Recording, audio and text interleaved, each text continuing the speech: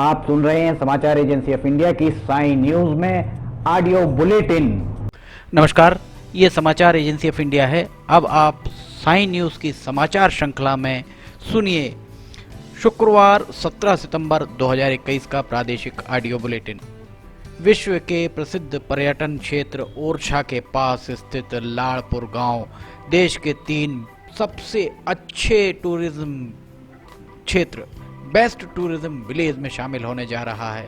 UNWTO के बीच के best tourism village award के लिए इसे नामांकित किया गया है। यह मध्य प्रदेश के लिए एक बहुत बड़ी बात है। इसको लेकर गांव के लोगों में अभी खुशी का माहौल अलग दिखाई दे रहा है।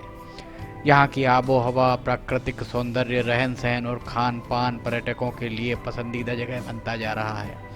गांव की खूबसूरती देख लोग यहाँ भागे चले आते हैं। बेस्ट टूरिज्म विलेज के लिए नामित होने के बाद लाड़पुर गांव का मान मानो बढ़ गया है।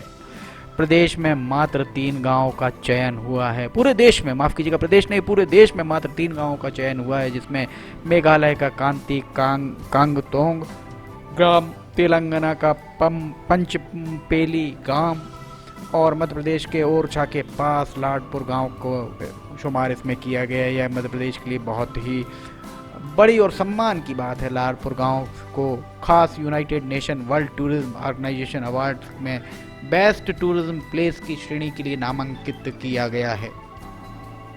कोरोना काल में रेलवे ने प्लेटफॉर्म टिकट के दाम बढ़ा दिए थे। रेल यात्रियों को छोड़ने या लेने आने वालों को 50 रुपये में प्लेटफॉर्म टिकट खरीदना पड़ता था। अब भारतीय रेल ने लोगों को बड़ी राहत दी है। भोपाल मंडल रेल प्रशासन ने भोपाल और हबीबगंज रेलवे स्टेशन पर प्लेटफॉर्म की टिकट दर घटाने का निर्णय लिया है। अब 50 की जगह लोग 20 रुपये में प्लेटफॉर्म टिकट खरीद सकेंगे।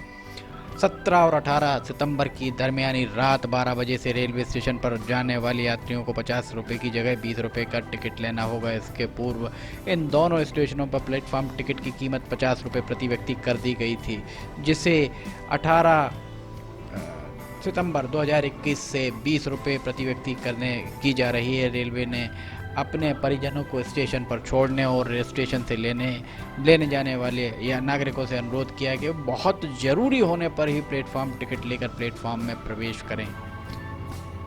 अशासकीय महाविद्यालयों में कोड 28 की प्रक्रिया का पालन सुनिश्चित करने के लिए रानी दुर्गावती विश्वविद्यालय जबलपुर ने नकेल कसने की तैयारियां शुरू कर दी हैं। अब ऐसे महाविद्यालय जो अपने यहाँ नियुक्त शैक्षणिक स्टाफ की पूरी जानकारी नहीं देते हैं, उन्हें देना पड़ेगा। शिक्षक को मासिक वेतन, बैंक स्टेटमेंट की प्रति के साथ 3 साल की ITR इनकम टैक्स रिटर्न की प्रति को भी संलग्न करना होगा। रानी दुर्गावती विश्वविद्यालय प्रशासन ने गुरुवार को इसकी अधिसूचना जारी कर दी। राज्य सरकार ने कोरोना संकट में पीड़ितों को राहत देने के लिए 3 प्रमुख योजनाएं लागू की थी, किंतु इनका क्रियान्वयन लाल फीताशाही में उलझ कर रह गया है। CM कोविड-19 बाल सेवा कल्याण योजना, CM कोविड-19 अनुग्रह योजना और CM कोविड-19 अनुकंपा नियुक्ति योजना में आवेदन तो बहुत सारे आए हैं, लेकिन मंजूरी और लाभ का दायरा कम ही रहा है। इसमें बाल सेवा योजना में ही कुछ संतोषजनक स्थिति प्रतीत हो रही है। वहीं अनुग्रह योजना में 552 आवेदन और अनुकंपा नियुक्ति के 854 आवेदन आज भी लंबित हैं। महज बाल सेवा योजना में सिर्फ 24 आवेदन लंबित है। यह भी क्रियान्वयन की तुलना में काफ़ी कम ही माना जा रहा है। प्रदेश में कोरोना के चलते परेशानी का सामना कर चुके लोगों को लाल फीताशाही के चलते सरकारी योजना का लाभ नहीं मिल पा रहा है। मुख्यमंत्री शिवराज सिंह चौहान ने नागरिकों का आह्वान किया है कि वे हर हाल में कोरोना से बचाव और संपूर्ण सुरक्षा के लिए वैक्सीन के दोनों डोज लगवाएं। मुख्यमंत्री श्री चौहान आज विदिशा जिला मुख्यालय में महाराणा प्रताप महाविद्यालय परिसर स्थित टीकाकरण केंद्र में टीकाकरण का जायजा लेने के बाद नागरिकों को संबोधित कर रहे थे। समाचारों के बीच में हम आपको ये जानकारी भी दे दें कि मौसम के अपडेट जानने के लिए समाचार एजेंसी ऑफ इंडिया के चैनल पर रोजाना अपलोड होने वाले वीडियोस जरूर देखें। मौसम से संबंधित अपडेट मूलतः किसानों, निर्माण कार्य करवाने वालों आदि के लिए फ़ायदेमंद साबित हो सकते हैं। समाचार एजेंसी ऑफ इंडिया द्वारा अब तक मौसम के जो पूर्वानुमान जारी किए गए हैं वो 95 से 99% तक सही साबित होते आए हैं।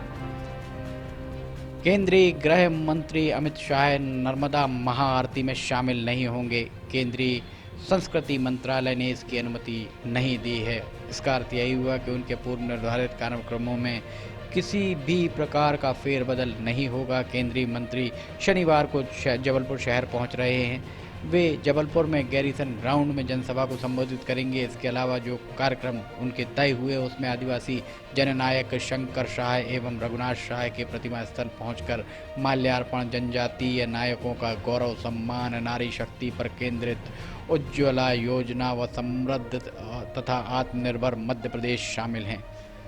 यहाँ विदित हो कि गृह मंत्री के कार्यक्रमों में नर्मदा महाआरती को शामिल किए जाने को लेकर प्रदेश के संस्कृति मंत्रालय ने केंद्रीय संस्कृति मंत्रालय को पत्र लिखा था। इससे अंदाजा लगाया जा रहा था कि अमित शाह ग्वारीघाट पहुंचकर नर्मदा दर्शन के साथ महाआरती में भी शामिल होंगे, लेकिन एक दिन पूर्व ही केंद्रीय संस्कृति मंत्रालय ने इसकी अनुमति देने से स्पष्ट इनकार कर दिया। दोनों में प्यार हुआ। नाबालिग होने के बावजूद शादी का मन बना लिया। जब युवक ने शादी से इनकार कर दिया तो युवती ने अशोका गार्डन थाने में दुष्कर्म का उसके खिलाफ मामला दर्ज करा दिया।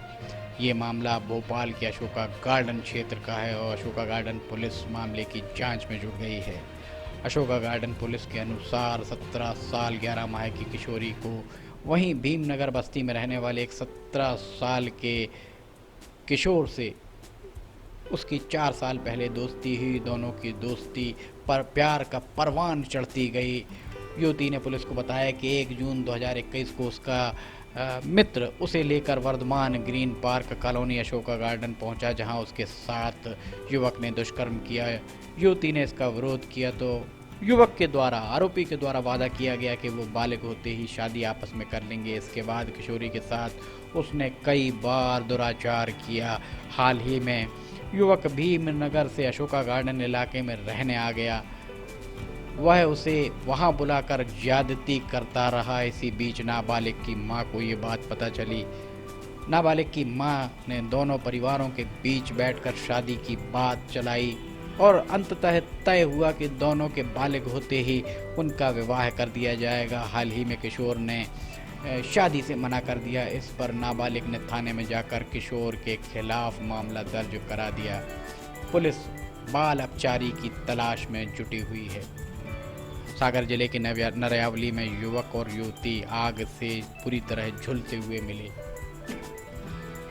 इस बात की सूचना दोनों को अस्पताल में मिलने पर दोनों को अस्पताल में दाखिल कराया गया, जहां इलाज के दौरान युवक की मौत हो गई, जबकि युवती 50% से ज़्यादा झुलसी हुई मिली है। युवती की हालत गंभीर बनी हुई है। मृतक के परिवार ने युवती के परिजनों पर जिंदा जलाकर मारने का आरोप लगाया है। पुलिस ने मामला दर्ज कर जांच आरंभ कर दी है। ये मामला प्रेम प्रसंग से जुड़ा बताया जा रहा है। सागर पुलिस सूत्रों ने समाचार एजेंसी ऑफ इंडिया को बताया कि सेमरिया लहरिया निवासी 25 साल के राहुल यादव गुरुवार देर रात गांव में ही रहने वाली युवती से मिलने उसके घर पहुंचा।